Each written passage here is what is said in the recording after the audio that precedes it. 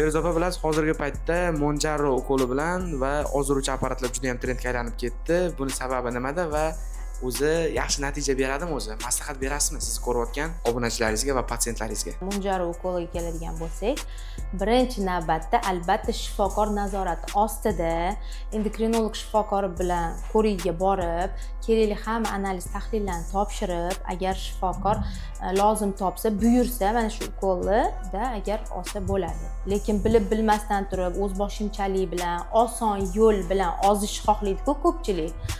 Oson yo'l bilan tezroq ozish xohlaydi. Agar shunaqa holatlar bo'lsa, tavsiya qilmagan bo'lardim. Tabiiy yo'l bilan ozishga baribir hech narsa yetmaydi. Turmush tarzini to'g'irlab, ozgina nafsi tiyib, ovqatlanish tarzini to'g'irlab, stressi yo'q qilsa, uyquni to'g'irlasa, odam shundoq ham o'zi ozadi tabiiy ravishda. Keyin u baribir o'sha ukolni qachondir tugaydi-ku, kerakli dozalarni olib tugatgandan keyin baribir yana o'sha ishtaha uyg'onadi-ku. U formani ushlab turishi kerak bo'ladi, tushunyapsizmi? Ozib oldingiz, keyin yana semirib ketmasligingiz uchun baribir nafs tiyish kerak bo'ladi.